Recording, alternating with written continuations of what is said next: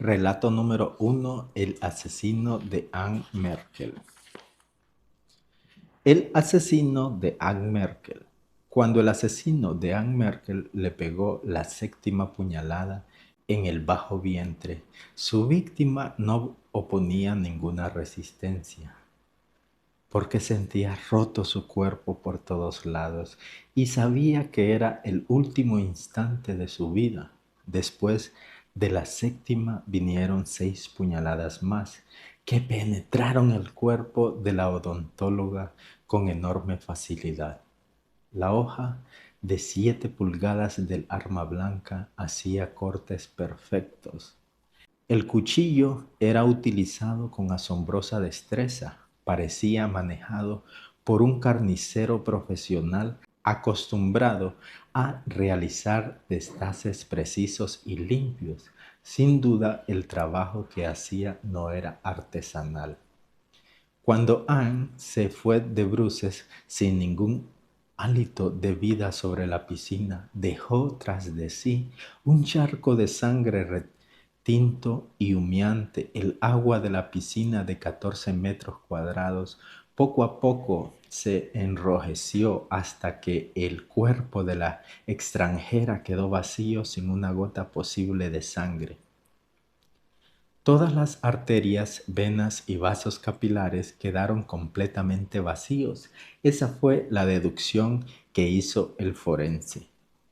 Cuando el asesino saltó con habilidad felina al otro lado del muro para huir, después de concluir el destace humano, el reloj público instalado en la sede del Cabildo Municipal desde 1955 anunció con el sonido inconfundible de su campana que eran las 6 de la mañana. Era el primer martes de junio de 1972. El criminal solo tardó 5 minutos en introducirse a la vivienda, aguardar a la víctima hasta tenerla a bocajarro, insertarle 13 puñaladas, empujarla hacia la piscina, lavarse la sangre que le salpicó la cara cuando se asestó la puñalada en la garganta y saltar el muro para huir. Aquella mañana una tenue llovizna hacía más lúgubre el ambiente. El grito de la sirvienta, que todos los días llegaba a trabajar a las 7 en punto de la mañana, al ver el cadáver de su patrona flotando en la piscina, el único patio de la vivienda, fue espeluznante. Cuando logró controlar un poco el terremoto de su cuerpo, debido a la impresión que le produjo aquella escena macabra y proponiéndose a la pesadez de sus piernas, logró salir a la calle en busca de auxilio. Fue hasta que los vecinos estaban estupefactos alrededor de la piscina viendo flotar el cadáver que se dio cuenta de la humedad inusual en la entrepierna de su pantalón de mezclilla. Me oriné, pensó, y no me di cuenta. A las 7:13 toda la gente del barrio se había enterado del asesinato y 20 minutos después todo el mundo lo sabía. La única radioemisora del pueblo interrumpió su programación de todos los días.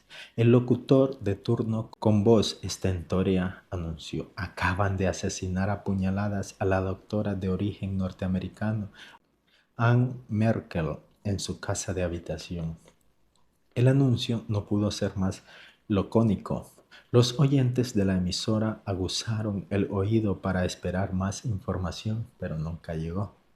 A las 9:23 de la mañana llegó el juez en compañía del forense para hacer el peritaje y levantar el por cuanto. Como pudieron, se abrieron paso entre la enjambre humano. El cadáver de la víctima, que flotaba boca abajo con las manos y pies extendidos, formaban una estrella de 5 puntas. En el agua roja de la piscina flotaban varios coágulos de sangre. «Saquen este montón de gente de aquí», vociferó el juez, visiblemente irritado. La escena era perturbadora. imposible de borrar de la mente. 2 hombres ha pedido el juez.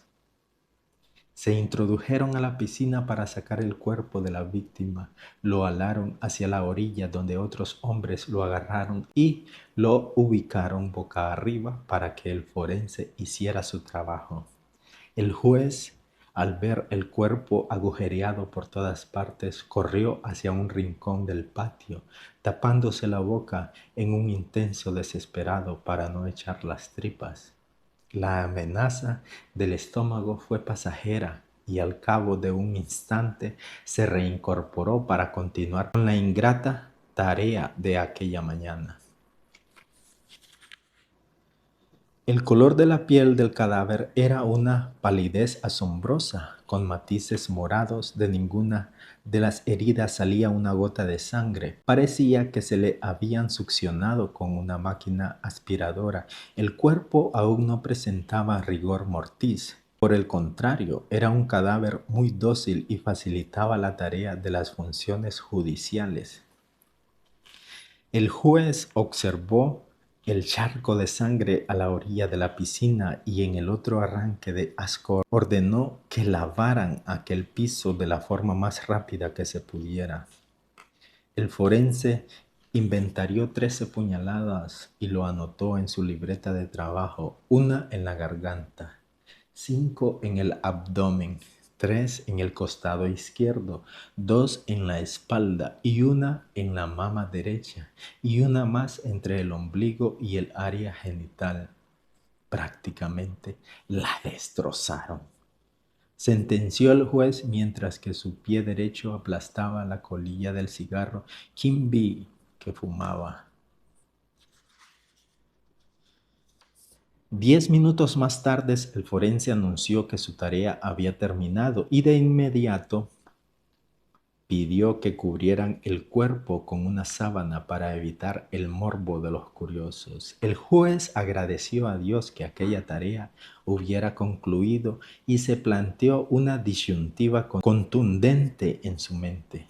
¿Dejo de beber o no vuelvo a hacer levantamientos de cadáveres en las mañanas, sobre todo si es un destace como este? Y mientras abandonaba aquel sitio impregnado de sangre y muerte, pensó que a su rostro de 61 años se le había sumado varias arrugas más. Ann Merkel decía que era odontóloga de profesión. Hacía 4 años se había radicado en el pueblo. Tenía 54 años cumplidos. Decía a los que le preguntaban que era oriunda de Tulsa, Oklahoma, y que toda su familia vivía en ese lugar. Cuando le preguntaban por qué se vino de su tierra, decía que era porque le gustaba servir a la gente pobre y que le gustaba catacamas. Siempre fue una mujer solitaria, misteriosa, sin amigos y por ningún motivo salía de su casa. Los funerales de la odontóloga fueron discretos, sin ningún pariente que estuviera presente porque simplemente no tenía. Sus escasos amigos le enterraron un mediodía lluvioso en el panteón municipal en medio de murmuraciones y conjeturas sobre los motivos que tuvieron para matarla. Las causas de su muerte nunca se aclararon a pesar de largas y extenuantes pesquisas. Nunca hubo un tan solo testigo del crimen. No la mataron para robarle, porque el asesino no se llevó nada de valor. No fue por enemistades ni conflictos de deudas, porque no se relacionaba con nadie y su clínica odontológica iba muy poca gente. A lo sumo 7 clientes al mes. Las únicas tesis de sustento del juez, y que lo escribió en el sumario, fue que Ann no era norteamericana, sino alemana, colaboradora del régimen nazi, y que después de la Segunda Guerra Mundial salió huyendo de Alemania hacia América del Sur, específicamente a Brasil, cerca de las tupidas selvas del Mato Grosso, pero debido al acoso de los cazanazis, tuvo que huir hacia América Central y radicarse en el pueblo de Catacamas con una identidad falsa, en donde se hizo pasar por odontóloga norteamericana. El extendido brazo de la venganza la encontró tras exhaustivas pesquisas sobre su paradero y le asestó 13 puñaladas que le dejaron el cuerpo vacío de sangre. 13 años después, una mujer de aspecto refinado, de ojos azules, nariz aguileña, piernas largas, de pelo rubio y que aseguraba ser su hija, en compañía de 4 hombres llegaron al pueblo a exhumar sus restos. Metieron sus huesos en un fino ataúd negro que trajeron consigo. Sellaron la tumba y se fueron para siempre. Las conjeturas sobre la muerte y el origen real de la odontóloga se prolongaron por varios años, pero la verdad de los hechos se perdió en el tiempo. Nunca nadie supo con certeza su verdadera identidad y las causas reales de su espeluznante muerte.